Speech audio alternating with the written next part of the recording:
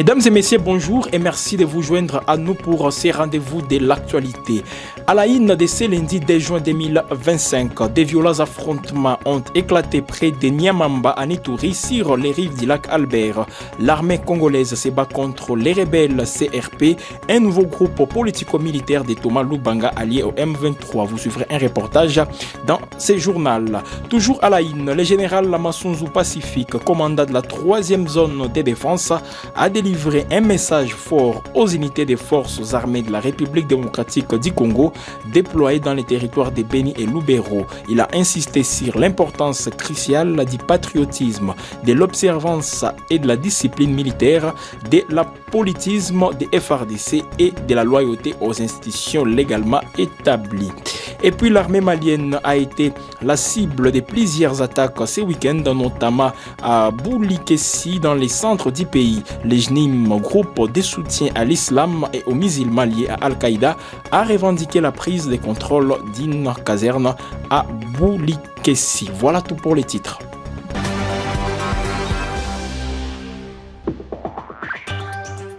Bienvenue à toutes et à tous. Les violents affrontements ont éclaté à milliers de semaines dernières près de Niamamba à Ituri sur les rives du lac Albert. L'armée congolaise FARDC se bat contre les hommes armés soupçonnés d'appartenir à la Convention révolutionnaire populaire CRP, un nouveau groupe politico-militaire. La CRP est liée à Thomas Lubanga, ancien seigneur de guerre condamné par la Cour pénale internationale pour enrôlement d'enfants. La situation reste tendue dans la région. Suivez ces reportages.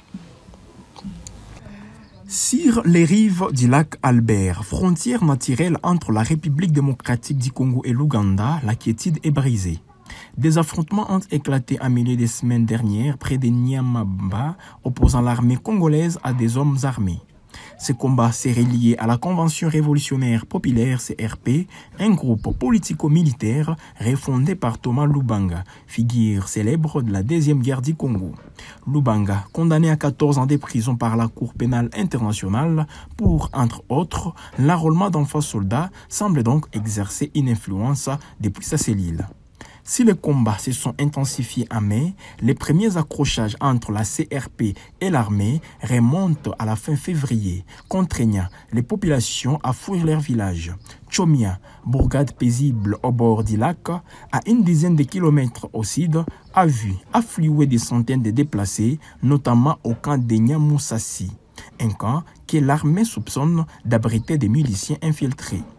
Sous un hangar précaire, à l'entrée du camp, Charlotte, les regards fatigués, serre son jeune fils contre elle. « Voilà 3 mois que nous vivons ici, confie-t-elle. Sa 66 nouvelles familles sont arrivées depuis le 28 février. J'ai perdu des frères et des sœurs dans ces affrontements. Ma mère est décédée. Ici, la vie est dure. Nous voulons la paix, mais à Niamamba, c'est toujours la guerre. » Comme Charlotte, chaque déplacé remonte les mêmes scènes de violences soudaines et aveugles, par peur de représailles ou par ignorance. Tous affirment ne rien savoir de la CRP et du rôle de Thomas Lubanga. Sous-Emanguier Robert, dont le nom a été modifié pour des raisons de sécurité, dénonce plutôt un amalgame dangereux de la part des soldats congolais. Selon lui, les hommes de sa communauté, les Hema, sont injustement considérés comme des miliciens de la CRP. Dans certaines zones, les soldats attaquent les populations, même ici, à Kanyongi. Vous ne pouvez pas passer un barrage sans être fouillé, volé et accusé d'être un milicien. Le gouverneur de l'Ituri, le général Johnny Luboya, a décrit un phénomène nouveau. Il s'agirait d'un mouvement composé en majorité d'anciens miliciens des autodéfenses, ou Zaïre, un groupe initialement formé pour protéger la communauté Hema. Aujourd'hui, selon le gouverneur, la CRP s'attaque directement aux forces armées congolaises. Si les autorités locales assurent qu'aucun milicien n'est présent à Chomia, l'armée qui a renforcé ses contrôles accuse la CRP de se fondre dans la population, notamment dans les camps des déplacés. Un rapport récent des experts des Nations Unies évoque des liens indirects entre Thomas Lubanga et l'AFC M23 qui contrôle une partie des provinces voisines du Nord et du Sud Kivu. Des accusations que la CRP réfute catégoriquement. La résurgence de ces groupes armés et les souffrances qu'elle engendre soulignent la fragilité persistante de la région et la nécessité d'une solution durable pour la paix en Ituri. Au nord Kivu, environ 38 personnes, dont des femmes et des enfants, ont été tuées entre les 26 et les 31 mai dernier dans le groupement des Mutanda, territoire des Rutshuru. Les faits se sont déroulés dans une zone contrôlée par les rebelles de l'AFC M23. L'information, bien que difficile à confirmer de manière indépendante en raison de la situation sécuritaire, suscite une vive inquiétude quant à la protection des civils dans la région. Reportage. Entre le 26 et les 31 mai dernier, une vague de violence a frappé le groupement de Mutanda en territoire de Rutshuru, une zone sous contrôle de rebelles de l'AFC M23. Au moins 38 personnes, dont des femmes et des enfants, ont été tuées dans des circonstances particulièrement brutales. Parmi les victimes, Muindo Sabouni Filémon, chef du village de Kirima, assassiné le vendredi 30 mai sur le marché des Kachalira par des hommes armés non identifiés. Ces chefs avaient été installés il y a quelques mois par l'administration du M23, soulignant la précarité de la situation et l'absence de sécurité pour les populations locales. Des incidents sécuritaires similaires ont été signalés dans le groupement des Bambos. Selon des sources locales, 543 maisons ont été incendiées, rayant de la carte des villages entiers comme Marangara, Ruzenze, Butare, Kanyangiri, Kassali, Kanyati, Machango, Kibwe, Nyenyeri et Burambi. Ces localités, situés au nord Kivu, ont été en grande partie décimés par les rebelles de l'AFC M23 qui accusent leurs habitants de collaborer avec les rebelles des FDLR. Cette accusation sert de prétexte à une violence aveugle et à des représailles impitoyables. La spirale de la violence s'auto-alimente. En représailles aux actions du M23, les combattants Wazalendo ont également incendié une dizaine d'habitations dans le village de Butare, soupçonnant leurs propriétaires de collaborer avec les rebelles de l'AFC M23. Cette escalade de la violence souligne la complexité du conflit et la difficulté pour les populations civiles de se protéger. Malgré une accalmie relative sur la ligne des fronts, la tension reste palpable dans la région de Buito.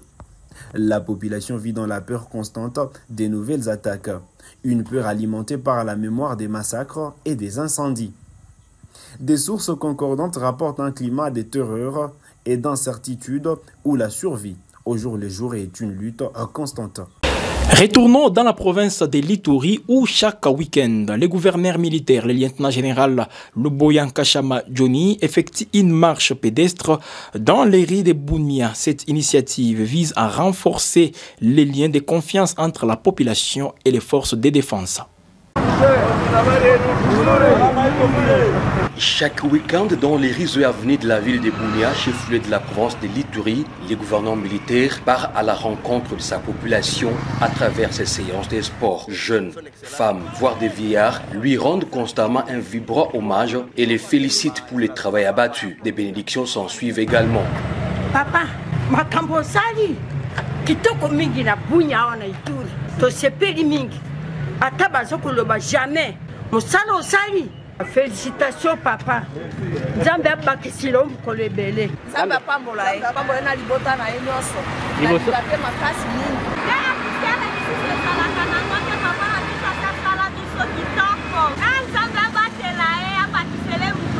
Pour ce samedi 31 mai, le gouvernement militaire a visité les ponts reliant les quartiers Bankoko et Kanyasi vers Montfleury en commune d'Mbunya. Sur place, l'autorité provinciale a échangé avec les maîtres d'ouvrage qui Mo Gabaon, question de s'imprégner de l'évolution des travaux. Quand est-ce que vous allez terminer? Dans 20 jours, après leur avoir demandé d'ouvrir les bars, ce ne sont que des petits travaux. Un mois? Non, 20 jours. 20 jours? Oui, tout sera OK. Ah, d'accord. Félicitations. Il a construit les pots et posé l'asphalte. C'était très difficile pour nous les commerçants. On souffrait avec la poussière. Mais maintenant, tout va bien. Il faut le dire, c'est devenu une coutume d'apercevoir les gouvernants militaires et commandants d'opérations dans des rues de la ville de Bunia, une pratique qui a sans doute restauré la confiance entre la population et les forces armées, un facteur clé pour la réussite du processus de paix et du développement en province de l'Ituri.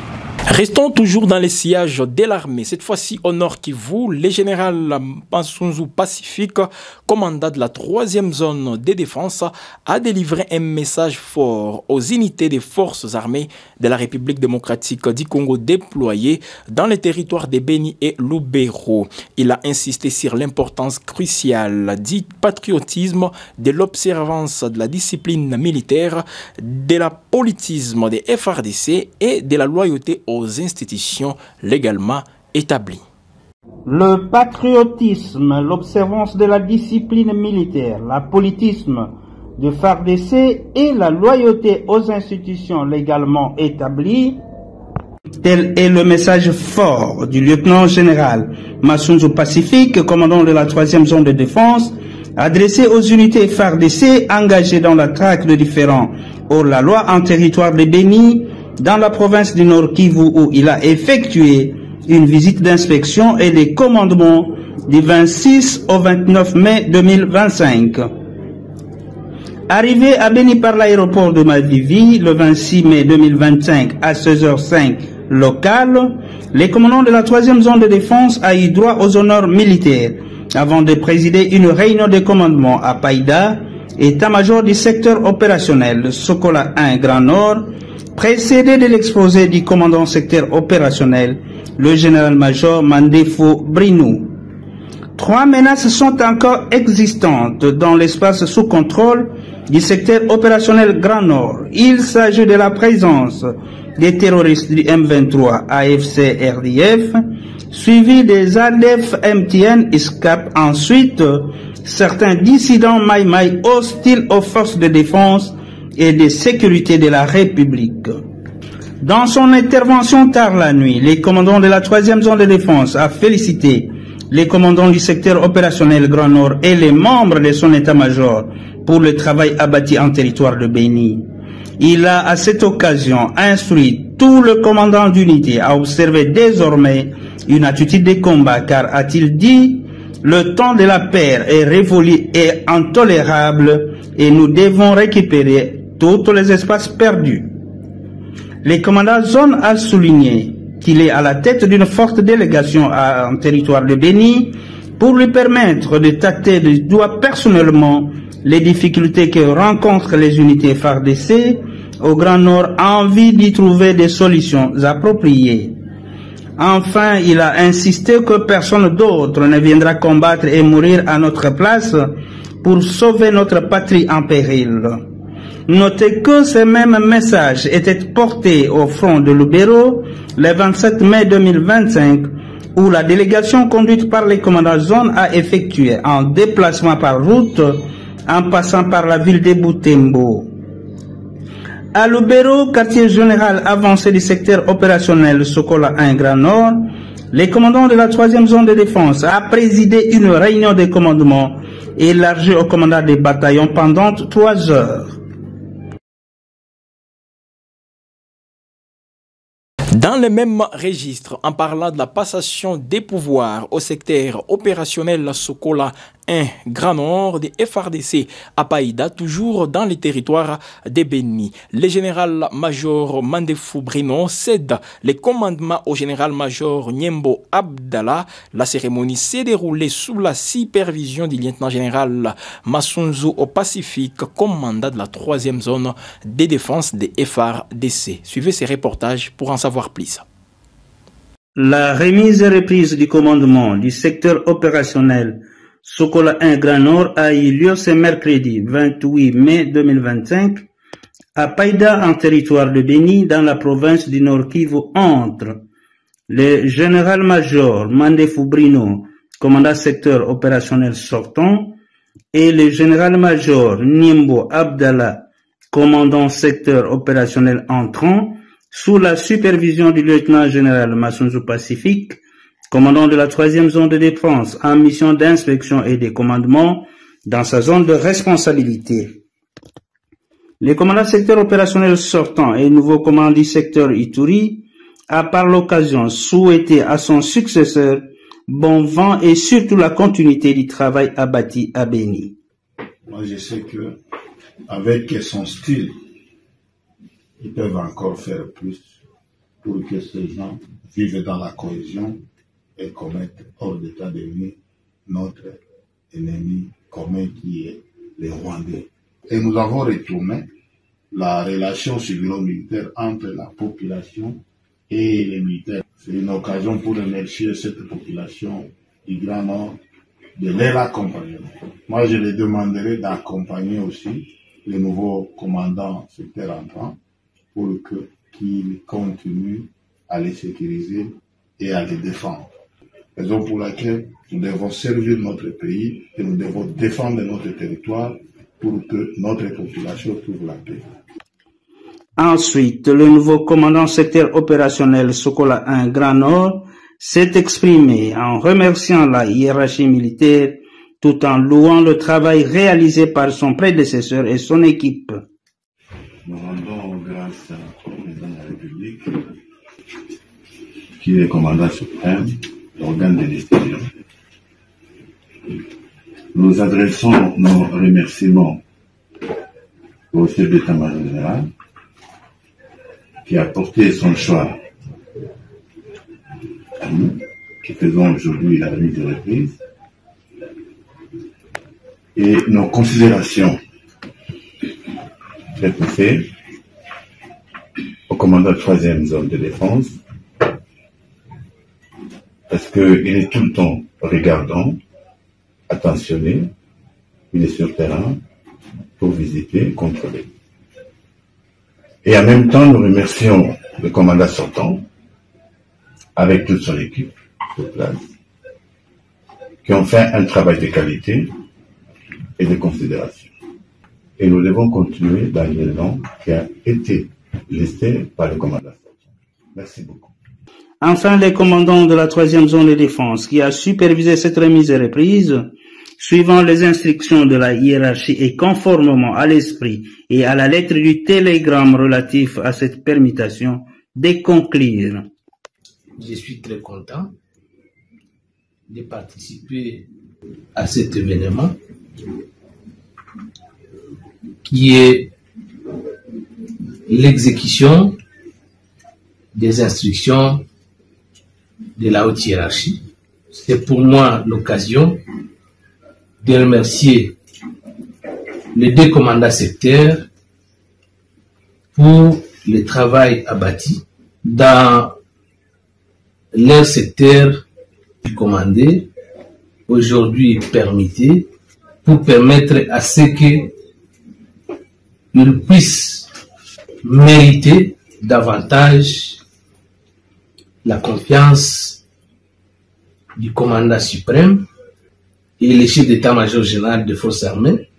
Ce que je vais demander à tout un chacun, c'est de poursuivre la mission qui nous a été confiée par la hiérarchie, de relever les défis, de libérer les territoires occupés par l'ennemi aujourd'hui et de rétablir l'autorité de l'État sur toute l'étendue du territoire national et particulièrement dans notre zone de responsabilité. Une visite guidée du nouveau bâtiment en construction du secteur opérationnel Sokola 1 Grand Nord était effectuée et une photo de famille a clôturé la cérémonie.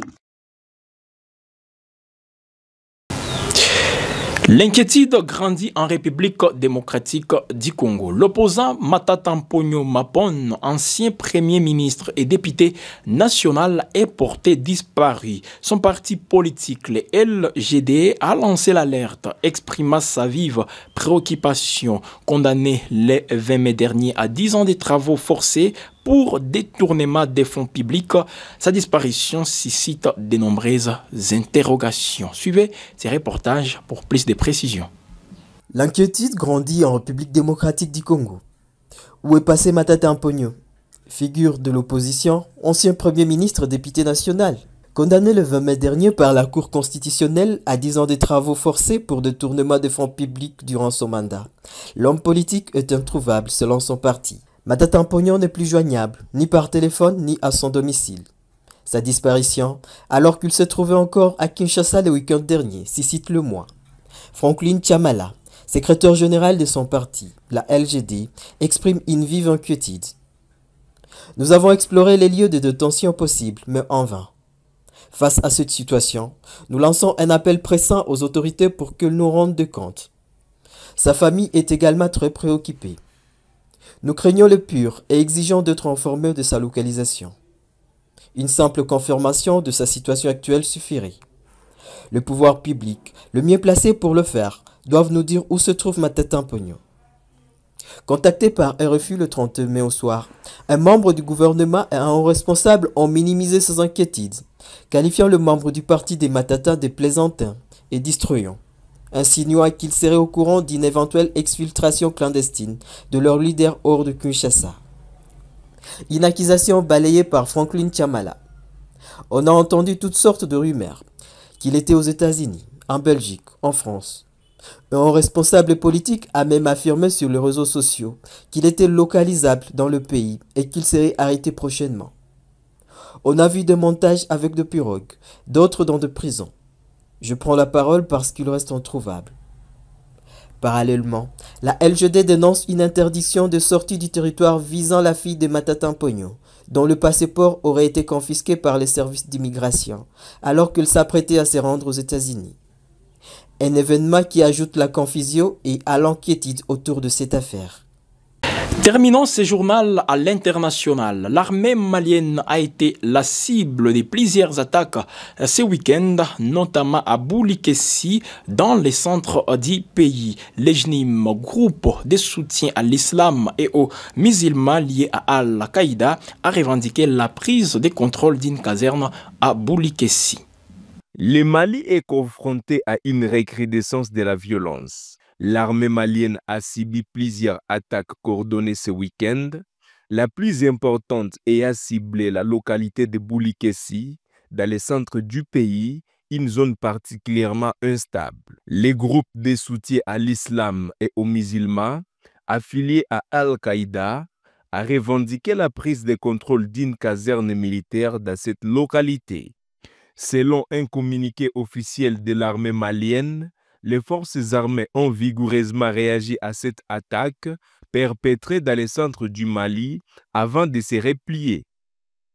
Les communiqués précisent que des patrouilles aériennes ont permis de neutraliser des colonnes de véhicules et de motos et de détruire plusieurs terroristes regroupés dans des lieux de repli.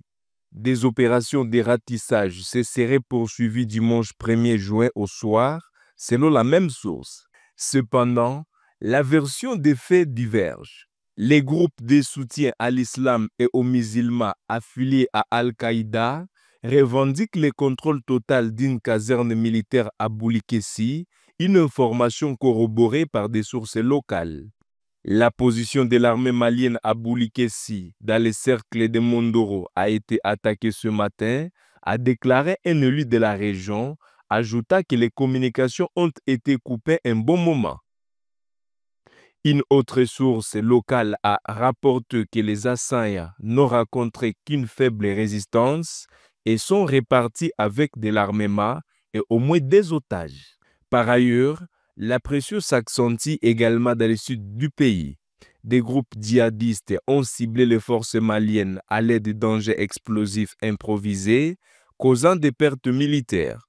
Ces attaques simultanées témoignent d'une stratégie coordonnée visant à déstabiliser davantage la région.